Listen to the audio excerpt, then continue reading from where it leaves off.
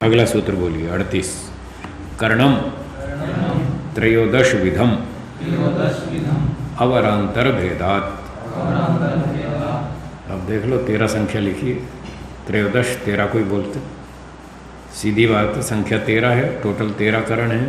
3 अंतःकरण, 10 बाह्यकरण, 5 ज्ञानेंद्रियाँ, 5 कर्मेंद्रियाँ बाह्यकरण, जो शरीर से बाहर काम करते हैं वो बाह्यकरण, और जो शरीर के अंदर काम करते हैं वो अंतःकरण। संख्या 13 है तो मतलब 3 अंतःकरण हुए, 4 नहीं है। तो ये प्रमाण याद रखें। लोग कहते हैं साहब अंतःकरण 4 बताए, तो जो 4 बोले उसको ये सूत्र सुनाओ कि 4 नहीं है, 3 है। नाम 4 है, नाम तो 4 है अंतःकरण में।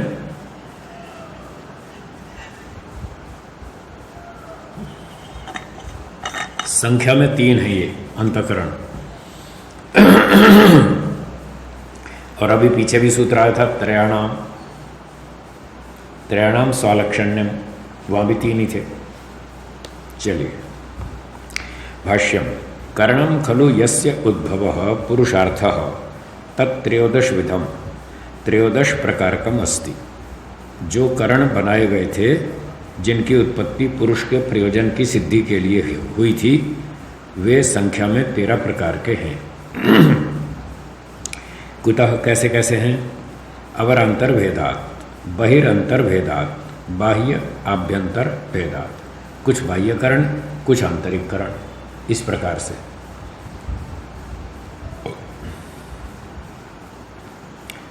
तत्र बुद्धि अहंकार मनांसी तु अभ्यंतराणि त्रीणि करणानि खिल अंतःकरणानि।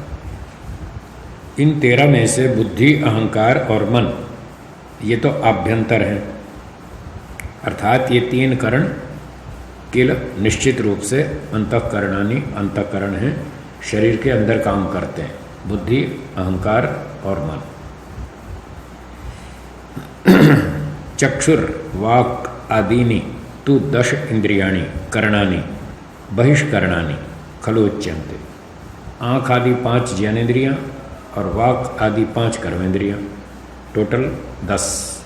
ये 10 इंद्रियाँ बाह्यकरण हैं, ये शरीर से बाहर काम करती हैं, इसलिए इनको बहिष्करण या बाह्यकरण कहते हैं। मन बुद्धि को अंतःकरण कहते हैं। इत्थम सर्वाणि करणानि पुरुषार्थानि 13। इस प्रकार से सारे टोटल करण 13 हैं जो पुरुष का प्रयोजन सिद्ध करते हैं। अवांतर पाठ हेतु, अब यहाँ सूत्र में कहीं कहीं दूसरा पाठ भी है। अभी जो हमने पढ़ा था सूत्र में वो था अवरांतर भेदात, कहीं कहीं पाठ है अवांतर भेदात। तो जहाँ अवांतर पाठ है, अवांतर भेदात ये पाठ है सूत्र में, तो ऐसा पाठ मानकर ये अर्थ बनेगा। उसका अर्थ अब आगे बताते हैं। मनसो अवांतर भेदात, रूपांतर भेदात, मन के रूपांतर भेद से, त्रैविध्यम बुद्धि अहंकार मनोरूपम अंतःकरणम तस्मात्। 3 प्रकार का अंतःकरण है, एक बुद्धि, एक अहंकार और एक मन। इस तरह से अंतःकरण के 3 भेद हो गए। यद्वा अत्र अवांतर शब्दों नानार्थ, अथवा एक और अर्थ भी है इसका। अवांतर का मतलब अनेक, नानार्थ अनेक अर्थ वाला। करणानाम नाना भेदात, करण 13 हैं, उनमें अनेक संख्या होने से, इस तरह से। तो ऐसा भी अर्थ कर सकते हैं, ऐसे भी कर सकते हैं, जैसा पाठ हो वैसा अर्थ कर सकते हैं, सब में कोई दिक्कत नहीं है। अंतःकरण एक नहीं है, 3 है, बस ये ध्यान रखना। ना 1 है ना 4, 3 है।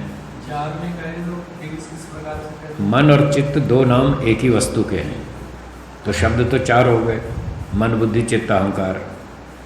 पर वास्तव में मन और चित्त नाम तो 2 हैं, वस्तु 1 है, इसलिए संख्या 3 रह गई। मन और चित्त एक वस्तु, बुद्धि दूसरी, अहंकार तीसरा। बस कहने को कह दो अहंकार अंतःकरण चतुष्टय, लेकिन संख्या की बात करेंगे तो 3 करेंगे, 3 अंतःकरण। स्वामी जी, तो रूपांतर भेदात, मनसा रूपांतर भेदात, इसका क्या? रूपांतर भिन्न भिन्न रूप वाले होने से, 3 अलग अलग पदार्थ होने से। हाँ, एक के 3 रूप नहीं है। हाँ, फिर तो सूत्र से विरोध आएगा। सूत्र तो 13 बता रहा है, तो फिर यूँ तो 11 ही बचेंगे। रूप मतलब स्वरूप। हाँ, इनके भिन्न भिन्न स्वरूप होने से 3 अंतःकरण हैं, इनका स्वरूप आपस में अलग अलग है।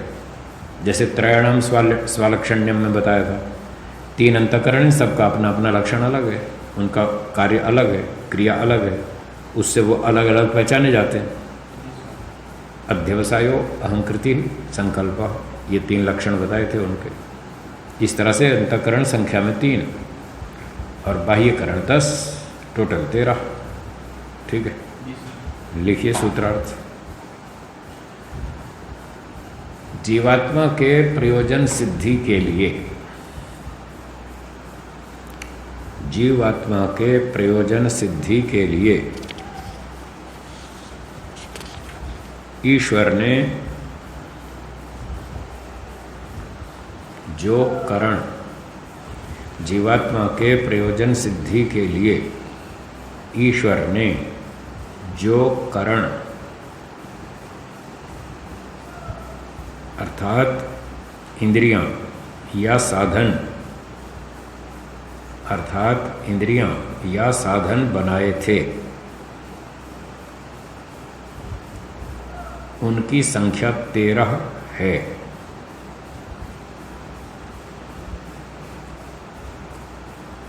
उनकी संख्या 13 है। मन बुद्धि अहंकार, मन बुद्धि अहंकार, ये 3 अंतःकरण हैं।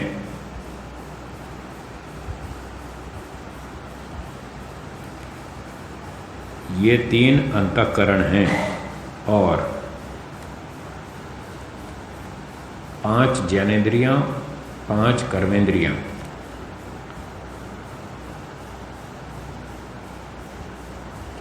ये 10, 5 ज्ञानेंद्रियां, 5 कर्मेंद्रियां, ये 10 बाह्यकरण हैं। ये 10 बाह्यकरण हैं।